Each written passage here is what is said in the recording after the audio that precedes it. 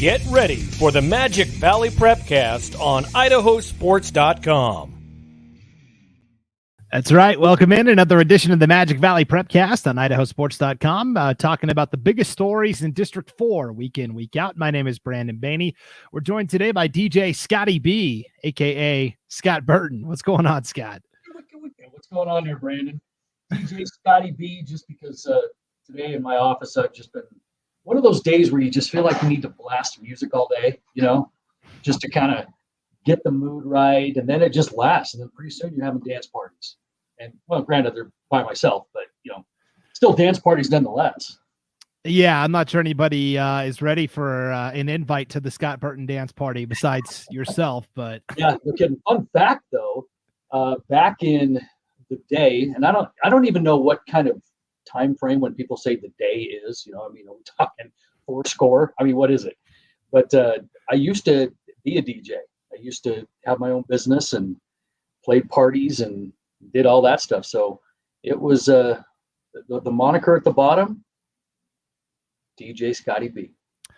Hey, it's a lucrative business being like a wedding DJ. Now the market's oversaturated a little bit. Like every Joe Schmo all of a sudden thinks they, and there's definitely a skill set involved and it takes hard work. And, but man, if you can find a place in that market, you can make a pretty nice living doing that. Oh, so. It was a ton of fun. And the stories I could tell are just phenomenal.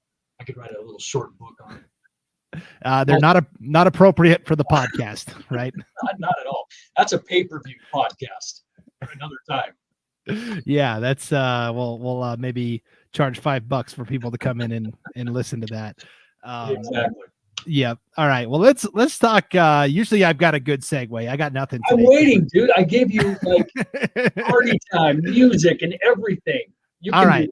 Okay. All right. So if nobody's ready for an invite to the Scott Burton dance party, everybody was ready for an invite to Jerome's golf course on Monday for the Jerome Invitational. This was a big deal because, this is fall golf for the first time. 5A and 4A schools are competing in the fall for golf. And so Jerome gets to host the Jerome Invite at a different time of year.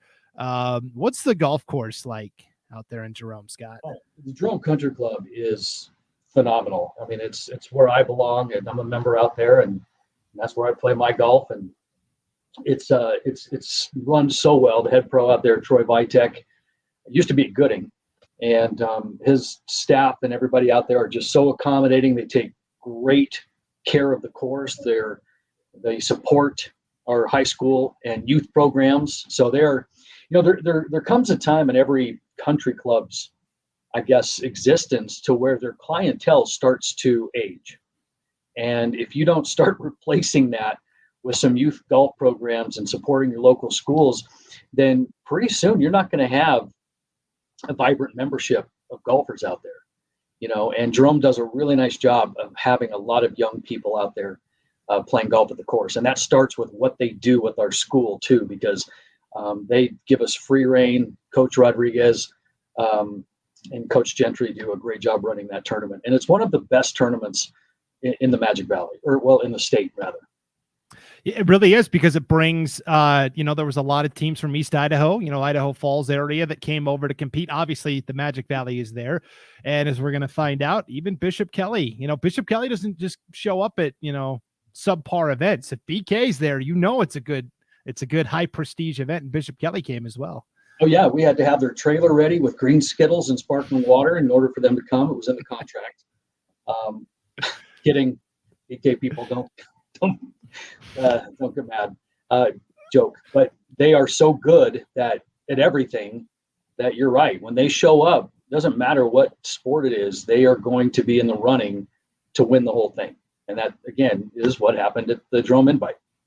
Yeah. So, yeah, I guess the point I was making was Bishop Kelly is so good at everything that they aren't going to waste their time with a meet or an invite that isn't going to push them and make them better and provide good competition. So for Bishop, that's true. And especially in the golf world too. My brother was the golf coach at Bishop Kelly for, I think, 8 years, retired.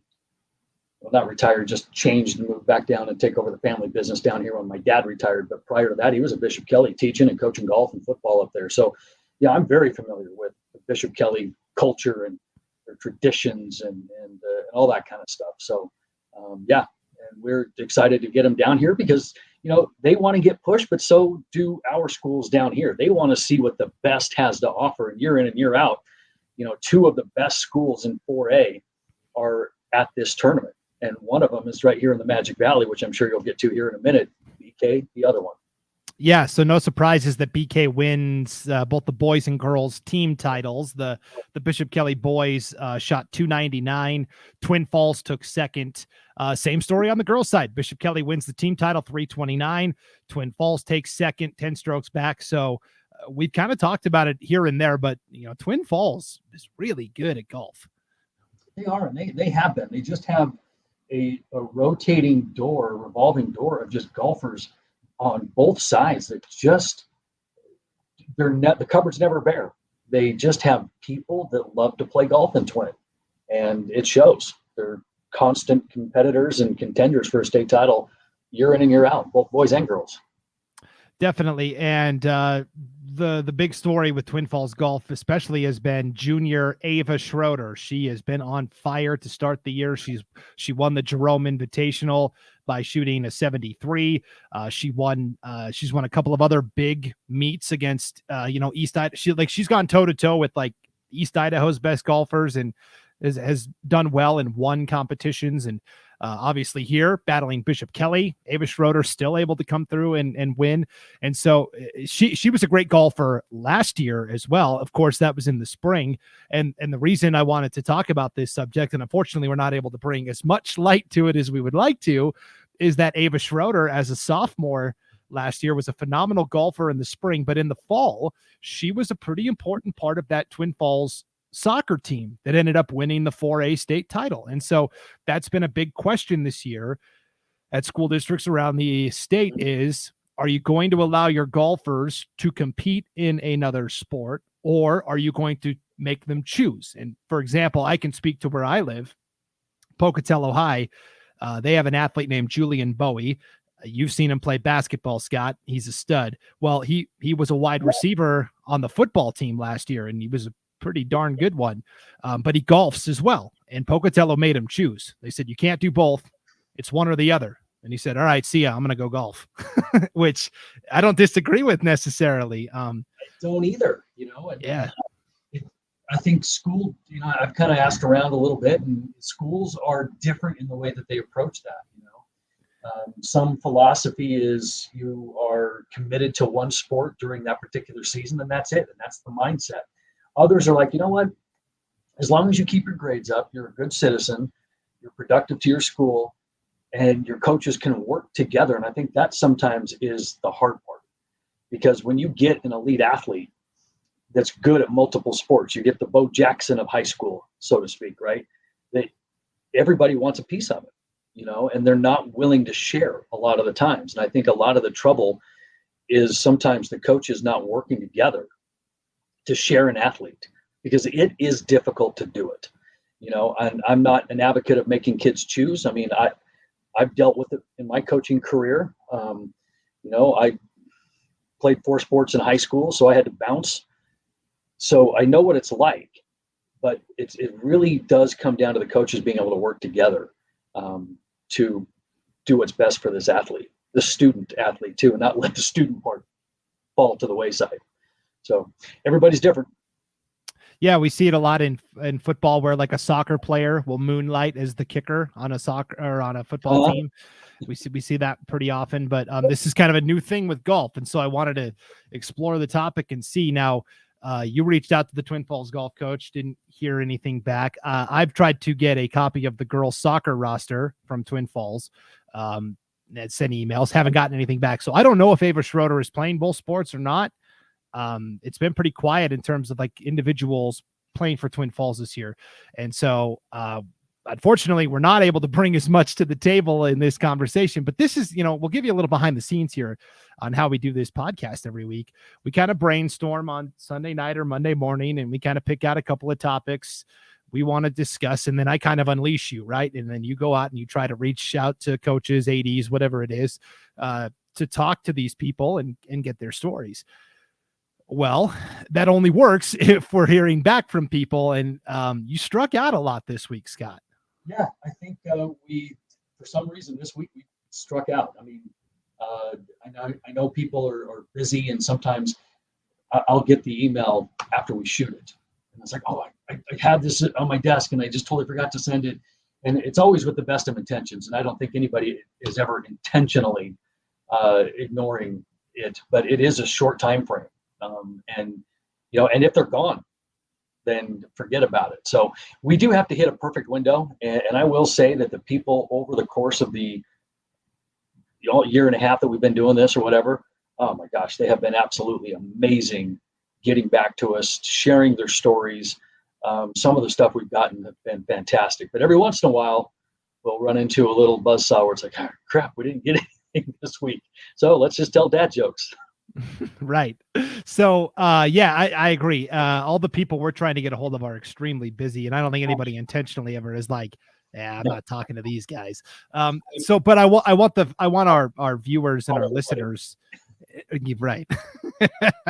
I want the fans to understand that, hey, it's not that we don't care about your school or your team. I get a lot of, how come you never talk about this school? Well, because it's really hard to get information from that school. Your coach isn't sending recaps to the local newspaper or the TV station or whatever it is. And this happens all over the state. There's certain schools, it's like Fort Knox. It's really hard to get any information out of there.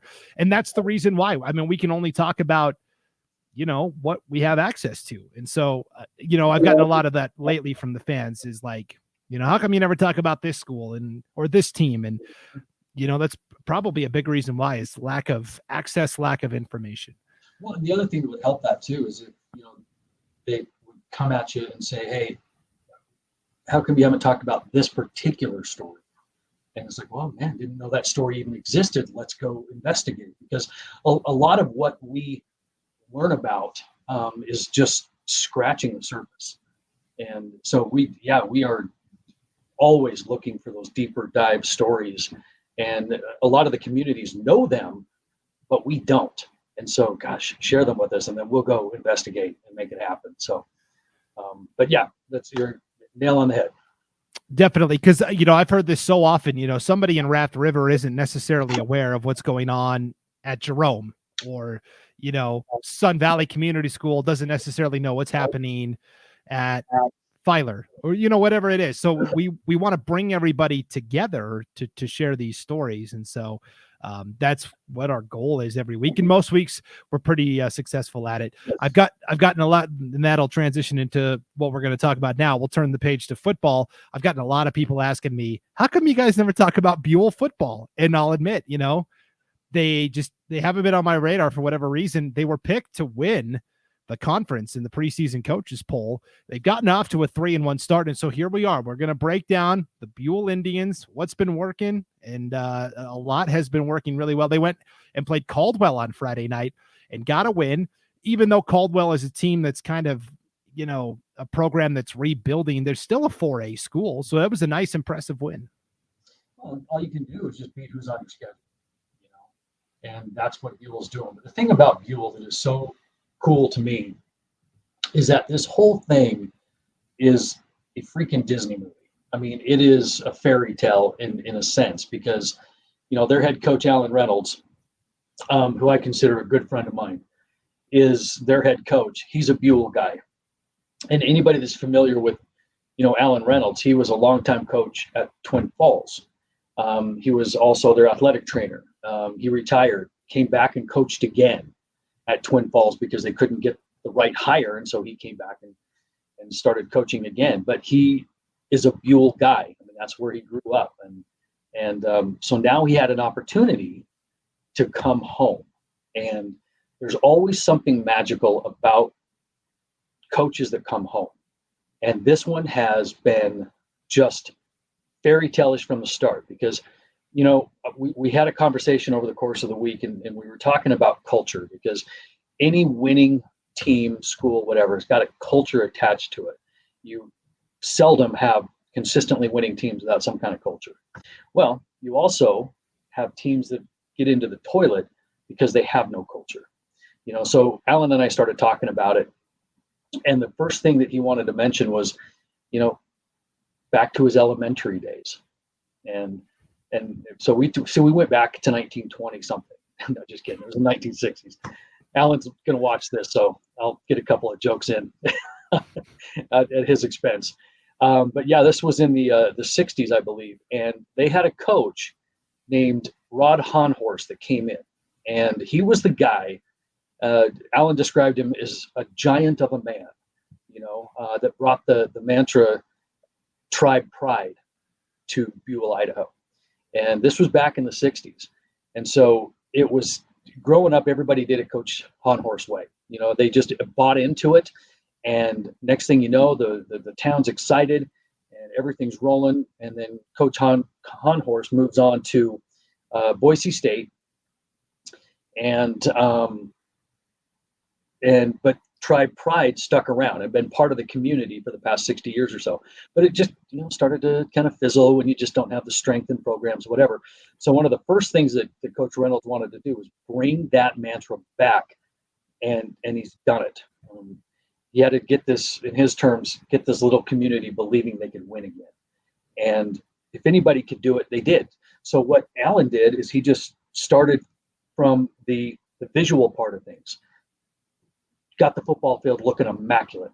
Hired the same guy that we like to hire, Nathan Bishop, to come and redo the field. And so you step out onto the Buhl playing surface and it looks amazing. So that was the first thing. And he knows that.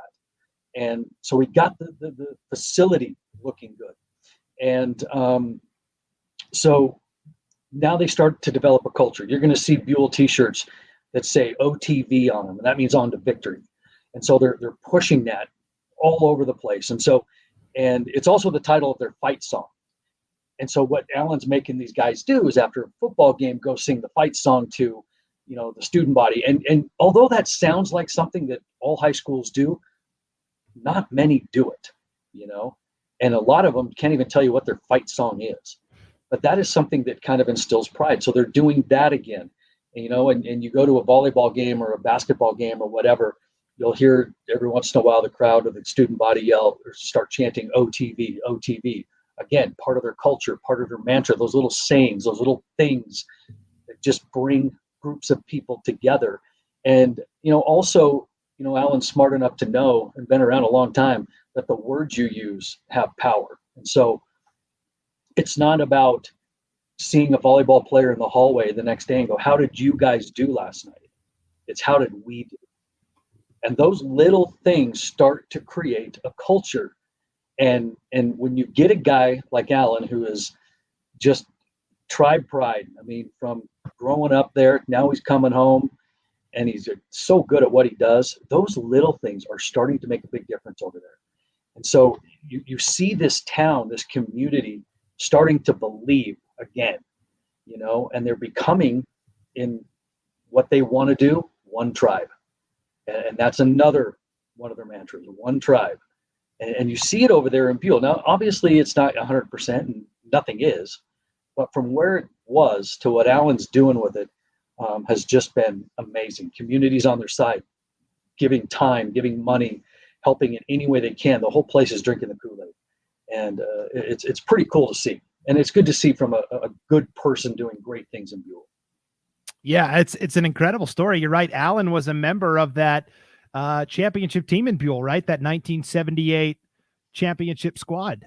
Yeah, it's funny you say that too, because we got talking again, and and he said that he had narrowed down his 5 greatest games he's ever been part of as a coach or a player, and so we started talking a little bit about that, and in no specific order. He brought up the 2 state championship victories he was part of as a player at Buhl High School. So, he knows what it's like to win. But he also went to college at UNLV and played quarterback. And the guy that he was behind, Randall Cunningham.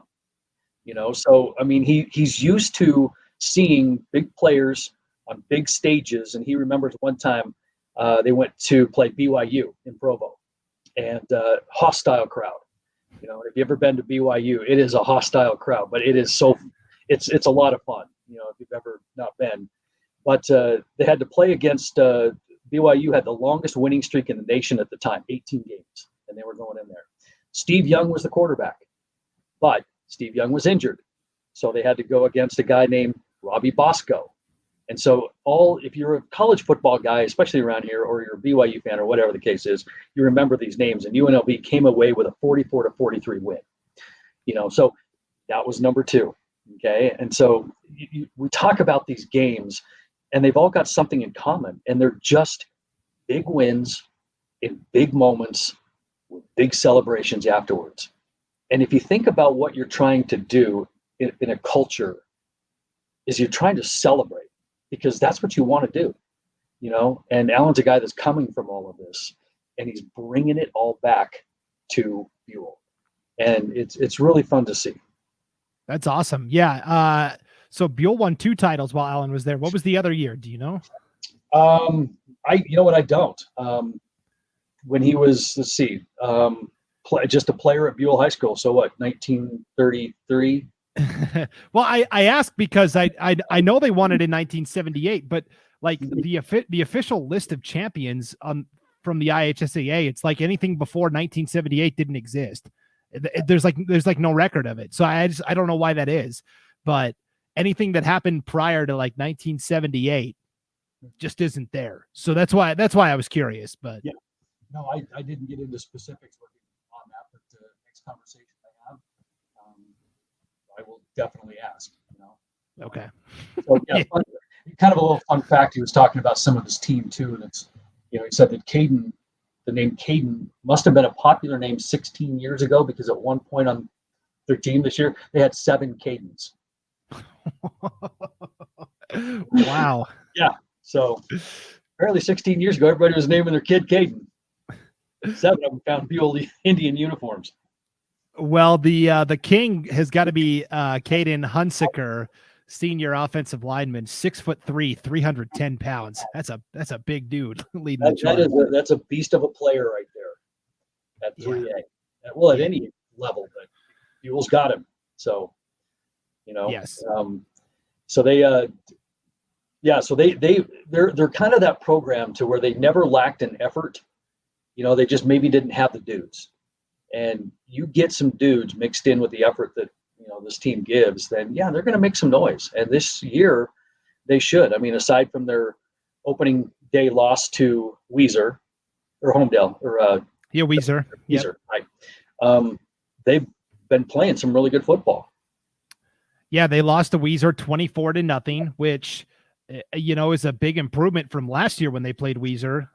They played them in the regular season and lost 35-6, and then they met up again in the playoffs and lost 62-20. So to keep it to basically a 3-score game, right? 24-0. Yeah, that's 8 points 3 times. That I thought that was pretty impressive. And then they haven't lost since. They've beaten 2 4A programs in Caldwell last week and Mountain Home. And then they also beat Declo, and Declo's a perennial 2A quarterfinalist, semifinalist team. So these are not like, layup wins they're getting here. These are good competition. Well, like I said, all you can do is beat the people on your schedule, and you can't, if you start kind of reading into, well, they're not a very good 4A team or we're playing down or you know what, then you forget about who's on your schedule and you start letting all the crap and the fodder start coming into your brain, and now you're not focused on who's in front of you. And one thing I do know about Alan is that he's one of those guys that's going to teach the integrity of the game and the focus of the game, because and I know I talk very highly of him, because when I got into teaching and coaching, he was my mentor teacher at Twin Falls High School. When I first got into it, I student taught under him.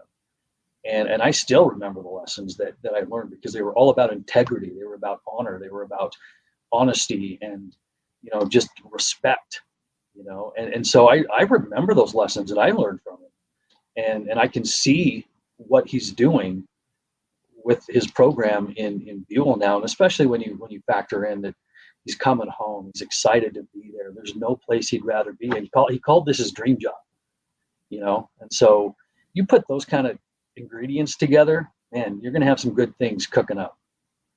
Definitely. So you've got this conference with Buhl, who obviously is very talented.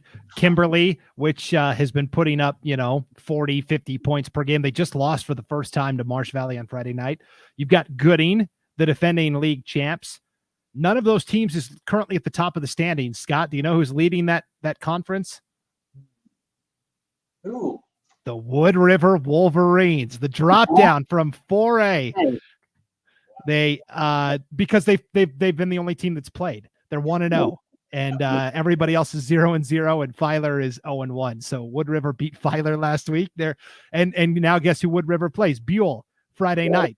So the Indians have a chance to knock off the top team right now in the standings. Yeah, isn't that crazy? Wood River dropping down in only football only down to 3A, which is what we can do now in the IHSSA classification mess that we have going on. Is you can petition down, and Wood River did, and it screwed up Great Basin scheduling a little bit, but hey, whatever's good for the school, we're good with. Well, and for Wood River, it was their first win of the season. Period. They're 1-4, 1-3 now, but 1-0 in conference. That's really all that counts, I guess. So, yeah, that's right. And most teams now are starting to really dive into conference play as the preseason is over. Definitely. So yes, Buhl will host Wood River Friday night to start their conference play. Then they will host Gooding in a Thursday night game on the 29th. And then they host three conference games here, the three most important conference games, I would argue. And then they host Kimberly on October 14th. So this is if there's going to be a year for Buhl to do it, it kind of looks like this might be the one where they've got everybody at home and a chance to maybe win the league title. We'll have to wait and see. They do. And then you see the shakeups around the conference too. When you talk about the two other powerhouses, Gooding and Kimberly, Kimberly adjusting to a new coach, losing one of their star players, so there's transition there, even though Kimberly's doing very well. Gooding losing their coach and losing a ton of their dudes. They just aren't as prolific as they have been. So yeah, the conference is a little bit different, and the time is right for Buhl to step up and make some noise and do something. Definitely. So we'll be keeping an eye on Buhl and see how they do as the season goes along. And hopefully we're checking back in to talk about Buhl ahead of the 3A playoffs as well. That would be really exciting for the Indians. Let's talk 8-man football again real quick. The big battle last week was Oakley, Raft River. And once again, it didn't disappoint. Oakley wins a very tight contest, 34-30. These regular season matchups always seem to be really close. And then when they get to the championship, Kendrick wins by like 30. I just can't, Oakley wins by like 30. I can't figure it out. But this rematch was pretty, Raft River jumped ahead, Scott, 18-6 in the first quarter, and Oakley didn't panic. They kind of just stayed the course, made some plays, and it was actually Oakley who had a 2-score lead in the fourth quarter. They were up 34-24, and Raft River had to try and scramble back. They got a late touchdown, tried to get the onside kick and couldn't. Oakley kind of ran it out from there. So down 18-6 to then lead 34-24, I thought was pretty impressive for Oakley. That's outscoring them like 30-6 or something like that. I mean, they only gave up one touchdown really between the second and fourth quarters. Well, when these two teams get together, I mean, it's like a heavyweight boxing match. It's punch and counter punch. And, sometimes when you get these games between Raft River and Oakley, it's not the thing that wins is time, because time will run out on somebody, because if they played 5 minutes longer, who knows what the score would have been, who would have been winning. It's just they're racing against the clock, because they're both so good, and they could be down 20, they're coming back. But that's also the heart of a champion too, because both of these schools and their programs, they know what it's like to win, and winners aren't always in the lead, until the end. Yeah, so that was a nice win for Oakley. Both teams did a really nice tribute prior to the game as well for law enforcement and kind of a 9/11 memorial. 9/11 was on a Sunday, and so this was their first chance since September 11th to kind of pay tribute. And we've talked about this, where the camaraderie between the two schools is almost unmatched in terms of like rivals that you can't stand, but then there's that mutual adoration and respect once they're not playing each other as well. So, oh, no question about it. And it's good to watch from an outside perspective. Just quality athletes playing the game the way that it should be played, and a community supporting them the way the community should. So this week on IdahoSports.com, Friday night, Scott, we've got 3 different broadcasts in the Magic Valley, 3 editions of Magic Valley Game Night. This is going to be exciting stuff. 2 of them at the 8-man level. We've got the Oakley Hornets on tap once again. They're going to be traveling to Cary to play the Panthers. Cary had a nice win over Lighthouse Christian last Friday, a game in which Connor Simpson, their all-state running back, didn't play. Didn't matter. Colton Larna rushed for 3 touchdowns in the victory, including like an 87-yard run in the third quarter that put it away. So we've got Oakley against Cary Friday night in Cary. We've got another 8-man game on tap this weekend. Lighthouse Christian will host Butte County in a non-conference game. Have you seen the turf at Lighthouse Christian? It's pretty special. It's cool. It's way cool. Yeah, and more of these schools are popping up with these awesome turfs too. It's like, gosh, dang. Take out a loan from some of these schools, because that stuff is not cheap. But they get it done. Man, that looks so nice. Yes. So we're going to have, for the first time this year, a game from Lighthouse Christian as the Lions host Butte County in a non-conference battle. Their head coach is also their athletic director now, Jason Smith. He's a really cool guy. He moved from Florida, had coached 8-man football down in Florida, and he's kind of the odd duck in the 8-man football landscape, where Oakley, Raft River, Cary, all these teams like to run the football, right? Pound the rock. Well, Coach Smith's offensive system is we're going to spread them out and we're going to throw the ball, which we don't see a lot in Idaho 8-man football. And they haven't won yet, but that's only because they've had such a gauntlet of a schedule. So that doesn't get any easier with Butte County this week, but good luck to the Lions. And that's a game that you can also catch on IdahoSports.com. And then the game I'm going to be at, Scott, I'll be making the trip over to the Magic Valley for the River Rivalry. Minico hosting Burley. They play for a paddle now. That's like the trophy that they play for. It's like an oar. And the first time in a while, that game really has some excitement generated behind it, because you've got Burley, who's undefeated, 4-0. Minico's dropped a game, but they're still the favorites of the conference. But it's been lopsided for so long that a lot of people in Burley now are thinking maybe this is the year we can get Minico.